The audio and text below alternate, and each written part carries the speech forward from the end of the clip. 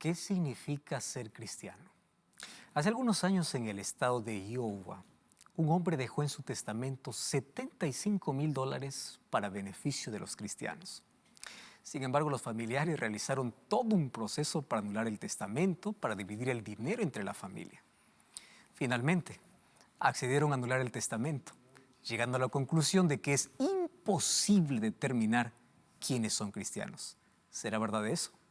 Hoy descubriremos aquí en la Biblia quién es un verdadero cristiano. Bienvenido a Esperanza en Tiempo de Crisis.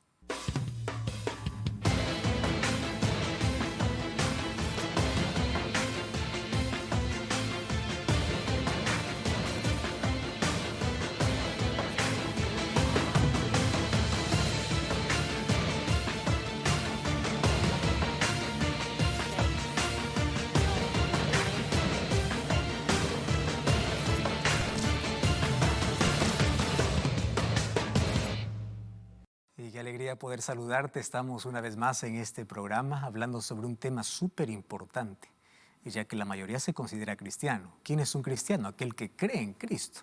Mas hoy veremos si realmente eres un cristiano auténtico. Porque puede ser que existan tantos llamarse cristianos que no son cristianos. Ese será el tema de hoy. Mas antes yo quiero ofrecerte un regalo espectacular preparado con mucho cariño para ti. Se trata de este curso bíblico, El Sábado de la Creación. En este curso bíblico vas a comprender por qué es que todo cristiano debe observar el día sábado. ¿Quién lo dijo? ¿En qué momento fue cambiado? Más sobre todo, cómo esto representa nuestra adoración a Dios. Así que puedes solicitarlo totalmente gratis a nuestro número de WhatsApp, que es el +5512 9810 1460. Te voy a repetir una vez más el número, +5512 9810 1460. Allí tú puedes solicitar este curso. Además, puedes ingresar a estudielabiblia.com y disfrutar de este y otro material. Un grande abrazo para ti, un saludo que estás allí en casa, estás en la sala o estás en el viaje, tú que estás sintonizando el programa por la TV, por la radio o por alguna red social, ya sea YouTube, Facebook o cualquier otra red. Bienvenido. Estamos listos para poder conversar sobre un tema súper importante hoy. Qué difícil es poder determinar quiénes son cristianos, ¿verdad?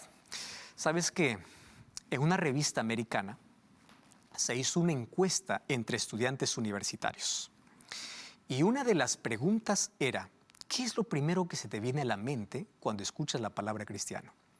Para la mayoría, la respuesta es: cristiano significa hipocresía. ¡Wow! ¡Qué triste! Es así como los cristianos modernos hoy son vistos. ¿Y quiénes son los cristianos? Vamos a abrir la Biblia. ¿Te parece?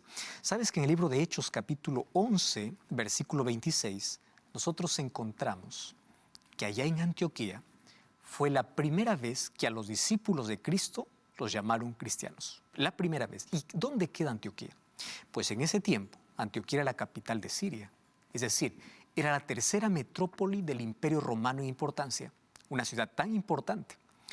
Era la fortaleza de la cultura griega, pero también del paganismo.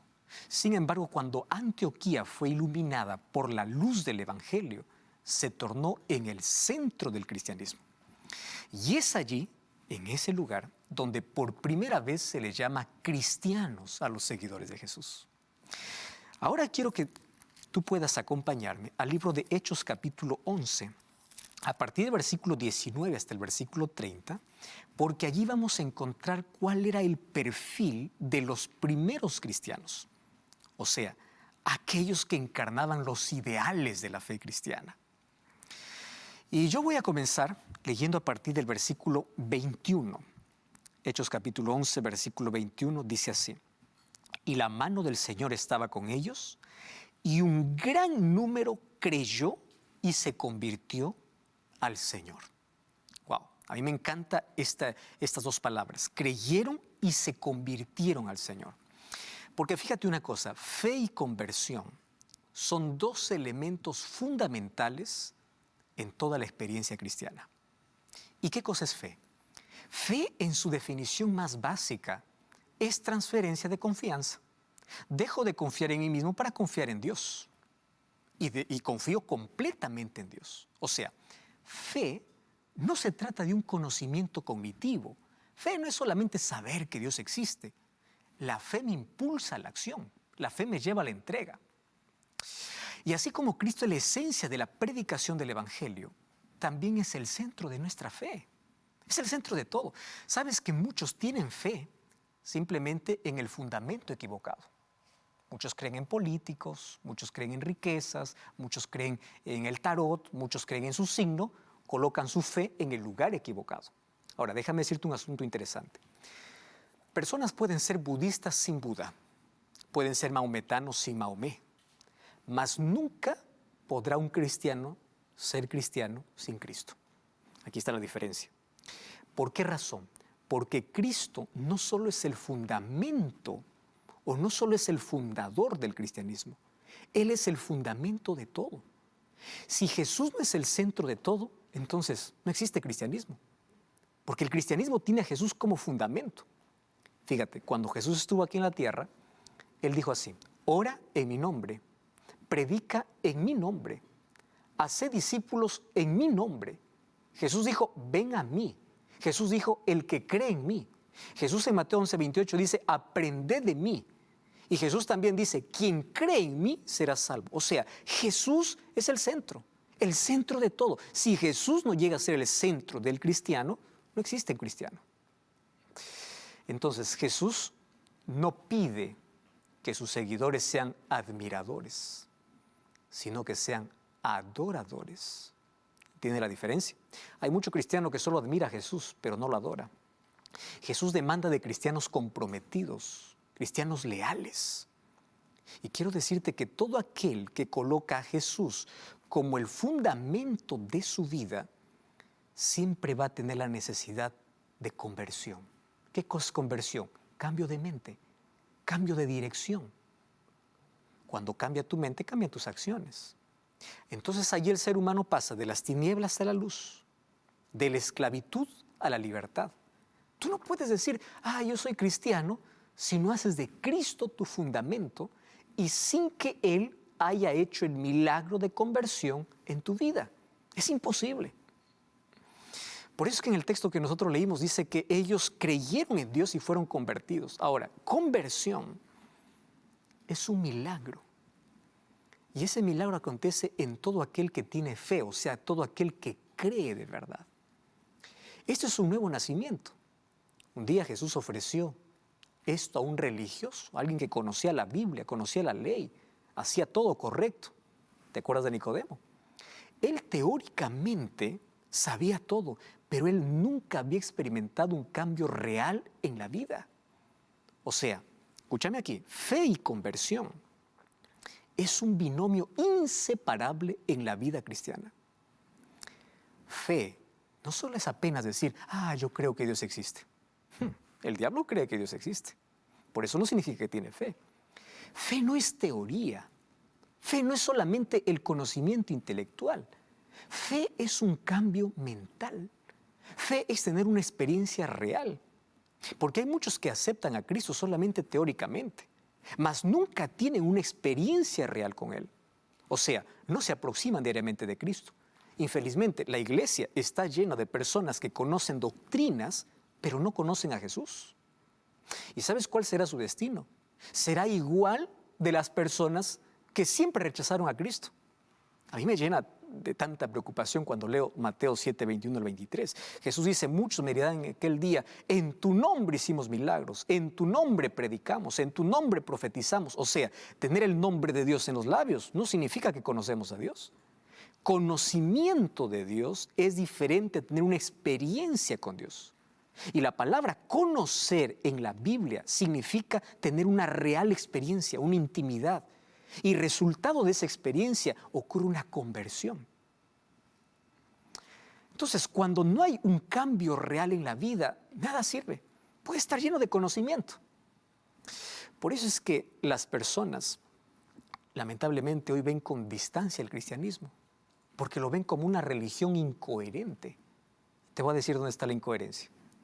Creemos en un Dios de paz, pero ¿cómo vive el cristiano? Intranquilo. ¿Dónde está la paz? Creemos que Dios tiene el control, pero vivimos inseguros. Creemos en un Dios que nos cuida, más vivimos desesperados. Creemos en un Dios que transforma, mas las personas no ven ese cambio en la vida. ¿Sabes por qué? Porque simplemente vivimos una fe superficial, sin un cambio real. Y el texto bíblico aquí me dice que fe y conversión es el resultado no solamente de mi entrega, no solo de mi aceptación, sino de mi experiencia con Cristo. O sea, en la medida que nos relacionamos con Él, terminamos pareciéndonos a Él y la gente va a identificar eso. Cristiano, en una definición más práctica, es aquel que se parece a Cristo. Ahora, si esto no es una realidad en nuestra vida, no pasaremos de ser simplemente sepulcros blanqueados, como Jesús dijo, que intentan aparentar piedad por fuera, mientras siguen podridos por dentro. Es muy fuerte, ¿verdad? Tú sabes que la máscara más usada en la historia es una máscara de falsa cristiandad, una máscara de bondad cuando en el corazón continúa la maldad. Por eso es que necesitamos de una experiencia real para tener una conversión real, un cambio real. El problema no son tus palabras, el problema es tu mente. El problema no son tus acciones, el problema es tu corazón. Y nuestro corazón no necesita un remiendo, nuestro corazón necesita una transformación. Entonces, la primera característica es tener fe y ser convertidos. La conversión es la acción del Espíritu Santo en la vida. Vamos a una segunda característica. Mira lo que dice el versículo 23. Cuando llegó, dice así, vio la gracia de Dios, se regocijó y exhortó a todos a que con propósito de corazón permaneciesen fieles al Señor. A mí me interesa esa expresión, permanecer fiel o perseverar. Ajá. Los cristianos son instruidos a permanecer con un propósito en el corazón. La primera, vamos a no olvidar, fe y conversión. La segunda, perseverar o permanecer con un propósito en el corazón. O sea, conocer de Jesús es una cosa, permanecer en Jesús es otra cosa. Son cosas muy diferentes. ¿Sabes que los cristianos no solamente inician, sino que tienen el deber de permanecer, a pesar de todo lo que el enemigo haga, para poder desanimarlos, para poder desviar, para poder distraer, para poder apartar del camino que un día eligieron?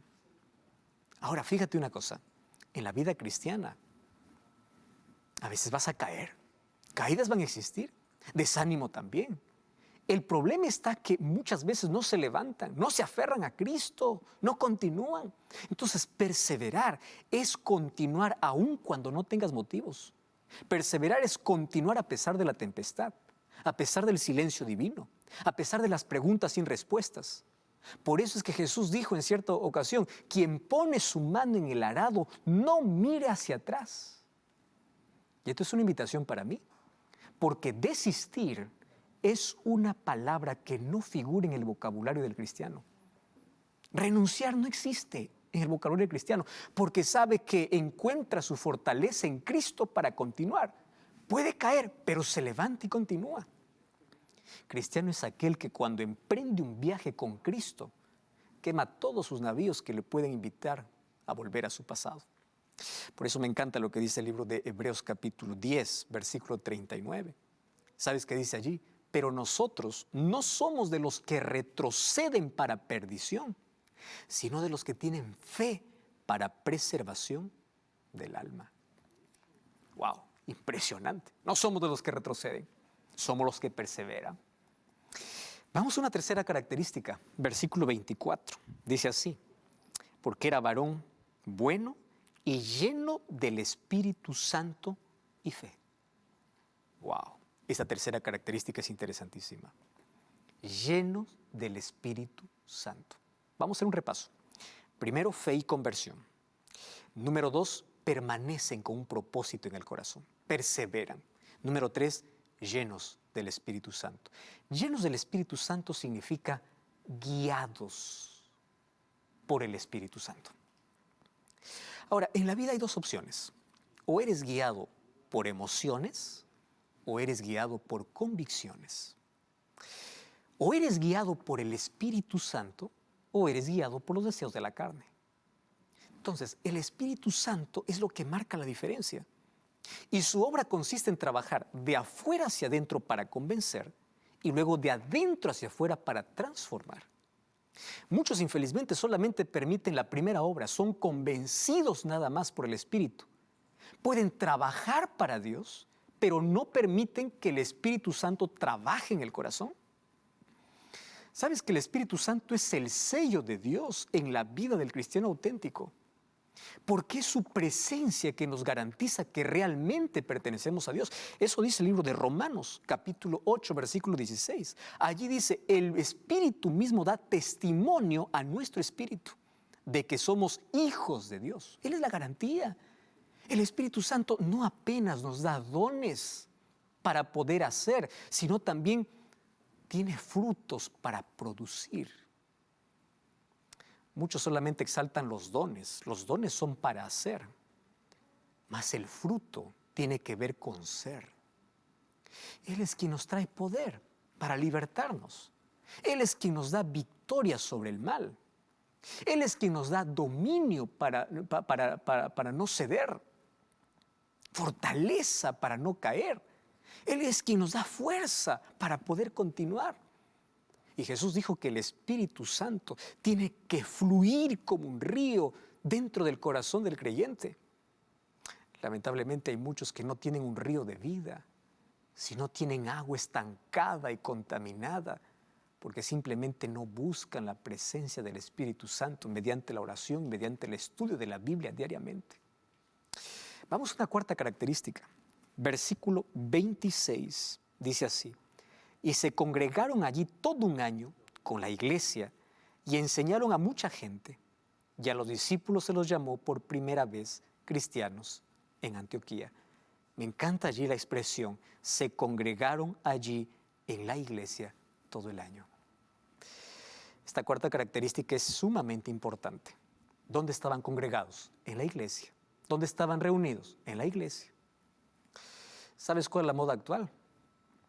La moda actual es que hay cristianos que quieren ser cristianos sin iglesia. Es como que un soldado dijera, quiero ser soldado sin ejército. Como una abeja quiera ser abeja sin colmena. Préstame atención aquí. La iglesia fue instituida por Dios y cumple un papel sumamente importante en experiencia cristiana. Aun cuando la iglesia sea totalmente imperfecta, porque sus miembros son imperfectos, porque sus líderes son imperfectos, porque yo soy imperfecto. A pesar de todo eso, es el plan de Dios que participemos de la iglesia, porque es en la iglesia que aprendemos a desarrollar nuestros talentos. Es allí que nos unimos para cumplir la misión, es allí que nos preparamos para servir, es allí que nos preparamos para aprender paciencia y tolerancia con personas difíciles, pero sobre todo para aprender a vivir como hermanos, ayudándonos los unos a los otros, sirviendo a los demás. Ahora fíjate, para que la experiencia cristiana pueda ser mantenida y expandida, Dios ordenó que sus hijos se unan en comunión en la iglesia. Por eso es que el Nuevo Testamento compara a la iglesia como un cuerpo.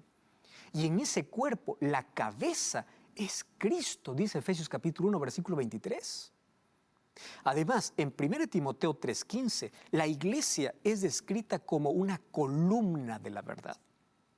Fíjate, todos necesitamos de una clara palabra que pueda fortalecer nuestro frágil corazón. Todos necesitamos de aquella palabra que nos ayude a comprender en nuestros momentos de confusión. En tiempo de crisis y desesperación, es allí donde la iglesia siempre tiene una palabra de esperanza y de consuelo. Es en el tiempo de incredulidad donde la iglesia tiene una palabra de amonestación. Es en tiempo de debilidad donde la iglesia nos recuerda la omnipotencia de Dios, que nos ayuda en nuestras debilidades. Entonces, para una generación viviendo en corrupción y flaqueza moral, la iglesia proclama un mensaje de advertencia. ¿Y cuál es el mensaje de advertencia? Es momento de arrepentirse. Es la iglesia que levanta su voz en tiempo de crisis, en tiempo de conflictos, en tiempo de desesperación, de confusión. Es la iglesia que trae esperanza, que comparte vida y salvación. Entonces, necesitamos de la iglesia porque nos necesitamos los unos a los otros. Y así como los miembros del cuerpo necesitan y dependen de los otros miembros, también los seres humanos necesitamos. Si tú piensas que no necesitas de la iglesia porque todos son malos, porque todos son imperfectos, te hago una pregunta. ¿Cómo sería la iglesia si todos fueran como tú? Sería perfecta. Al acusar de imperfección a los otros, tú estás colocándote como alguien perfecto. Y la Biblia dice que no hay justo, ni aun uno. Hay una quinta característica en Hechos capítulo 5, versículo 28 hasta el versículo 30.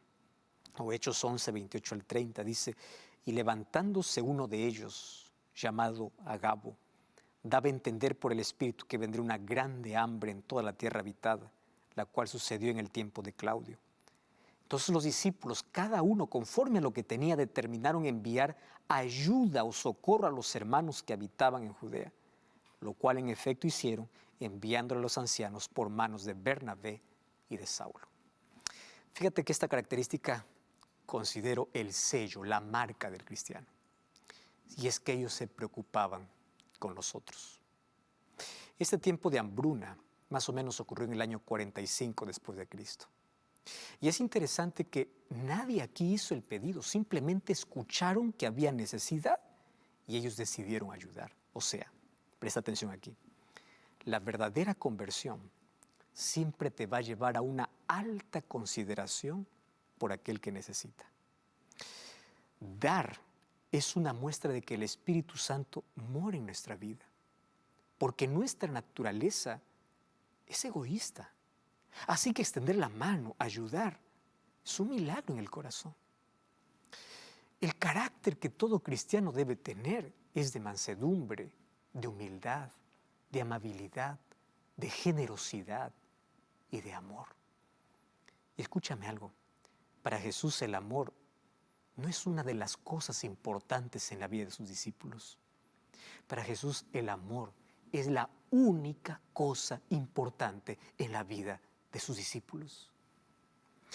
Finalmente, la prueba final del cristiano no es cuánto sabe de teología, no es cuánto sabe de doctrinas. La prueba final es a cuántos amas, a cuántos sirves. ¿Recuerdas el juicio que está descrito en Mateo 25, 31 al 46? Donde Jesús dice a los que están a su derecha: tuve hambre, me diste de comer, tuve sed, me diste de beber. Tú sabes que quien niega a amar o servir está negando el cristianismo, está negando a Cristo. Por eso el apóstol Pablo escribe en 1 Corintios 13: no importa lo que yo haga, si yo no tengo amor, no soy nada, porque el amor es la base del cristianismo. Yo guardo los mandamientos por amor, yo voy a la iglesia por amor, sin amor nada sirve. No sirve mi conocimiento sin amor, no sirve mi sacrificio sin amor, no sirve mi adoración sin amor. Juan 13:35 dice que la marca del cristiano es el amor. Entonces, quien ama se parece a Cristo porque Él es amor. Y el amor se muestra en el servicio, se muestra en la preocupación por el otro. Y sabes que amar es una de las cosas más complicadas de la vida, porque qué difícil es amar a las personas difíciles. Mas Jesús dice: en esto conocerán que son mis discípulos. Y conocerán si ustedes se aman los unos a los otros. O sea, mostrar a Jesús significa primero amar, cuidar, para luego conducir a la fuente del amor. Ame más, quita la amargura de tu vida, quita el rencor, quita el odio. Si tu Padre es Dios y Él es amor, como hijo debes parecerte a tu Padre. Y sabes que el mejor o el peor argumento del cristianismo es cómo tú representas a Cristo. Tú eres el evangelio que muchas personas van a leer todos los días. Hay gente que nunca va a abrir la Biblia, pero va a leer tu vida. Por eso hoy puedes decirle al Señor, yo no quiero llevar en vano tu nombre. El tercer mandamiento es, no tomarás el nombre de Jehová tu Dios en vano. Pero tomar el nombre de Jehová en vano también es llevar el nombre de Dios en mi vida y no amar. Hoy podemos hacer una oración. Hoy podemos decir, Señor, yo te entrego todo, transfórmame, ten el control de mi vida. Yo quiero que la gente cuando me vea, te vea a ti. Que yo pueda desaparecer, que Cristo pueda brillar, que yo apenas pueda ser aquel clavo que sostiene el maravilloso cuadro de Jesucristo. Que el Espíritu Santo hoy puede hacer de cada uno un cristiano auténtico. Y solo así mostraremos al mundo que el cristianismo no se trata de obedecer un conjunto de reglas. El cristianismo se trata de una experiencia de amor, una experiencia a vivir al lado de Cristo y que todos somos llamados a experimentar. Y en la medida que caminamos con Cristo, demostramos su carácter. Por eso Mateo capítulo 11, versículo 28, cuando Jesús hace la invitación, venid a mí todos los que estáis trabajados y cargados, yo os haré descansar. Jesús dice, aprende a caminar conmigo, porque el día que caminas sin Él, habrás dejado de ser cristiano. No importa aunque tu nombre siga escrito en el libro de la iglesia, porque no existe cristiano viviendo sin Cristo. Y una de las cosas interesantes que dice Mateo 11, 28 es, aprended de mí que soy manso y humilde de corazón. La humildad, la mansedumbre, la bondad, la entrega, el amor, son cosas con las cuales el ser humano nace. Son cosas que el ser humano aprende. Y aprende en la medida que camina con Jesús. En la medida que caminas con Él, tú aprenderás a ser como Él, como Cristo. Hoy podemos ser cristianos auténticos. Y hoy podemos entregar nuestra vida a Él. Podemos orar. Gracias, Señor, por tu palabra. Gracias por la invitación que tú nos haces para poder vivir un cristianismo auténtico. Gracias porque encontramos características relevantes. Encontramos cuál es la marca del cristiano, qué cosa es lo que necesitamos tener para caracterizarnos y diferenciarnos en este mundo. Verás un milagro en nuestro corazón. Llena nuestra vida de tu amor. Llena nuestros vacíos, cura nuestras heridas, suple nuestras carencias.